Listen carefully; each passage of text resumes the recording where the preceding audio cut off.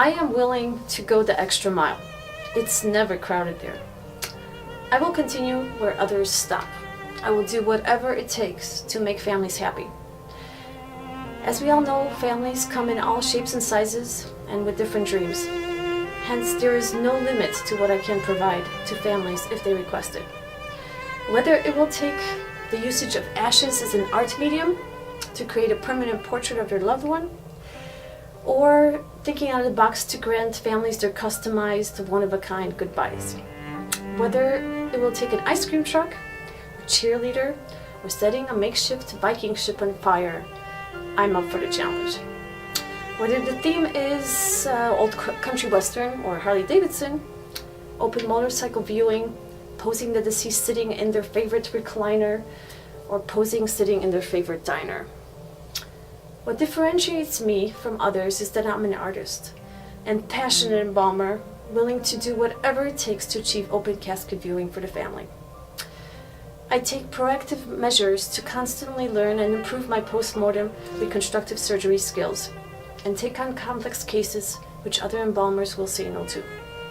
Because I care enough to try, I will do everything possible in my power and talent ability to utilize my restorative art skills to make the deceased look as lifelike as possible.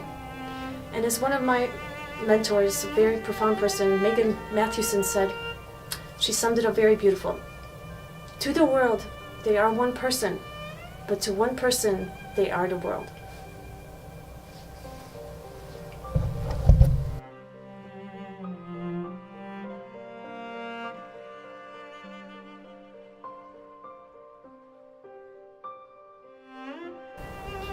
Eve, what life experiences have you encountered that will prepare you for the future in funeral service? For starters, I have experienced, unfortunately, trauma, tragedy, and grief in my life.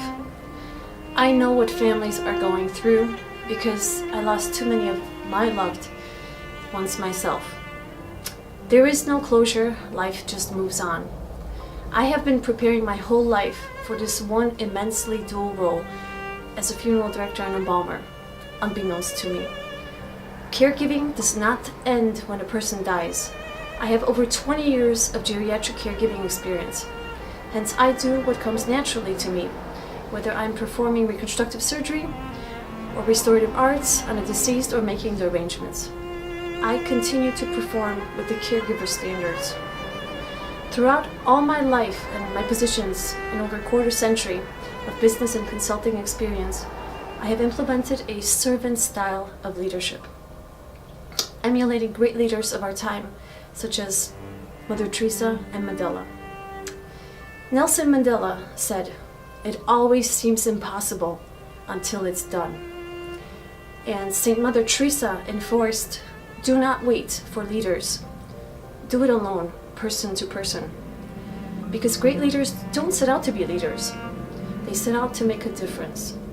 And to make a difference, it's never about the role, always about the goal. My goal is to honor the deceased and their families' wishes to the best of my abilities.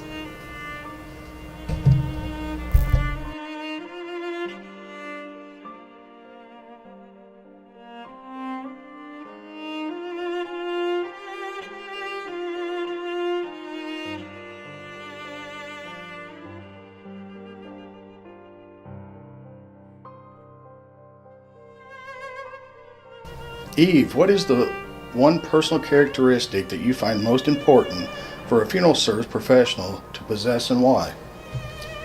I feel the most important personal characteristic that I find most imperative for a funeral service professional, especially embalmer, to possess is being competent and confident. Because it takes both skills and self-confidence to rush in where others fear to tread. And it has been tested that most people fear and don't feel comfortable to tread near or around people who have died. Researchers suggest that people who perform heroic acts tend to feel confident in themselves and their abilities, because it's necessary when faced in a crisis, and helping someone else facing it makes it a whole lot more challenging. That's where above average coping skills and abilities to manage stress is vital, as is competency and confidence.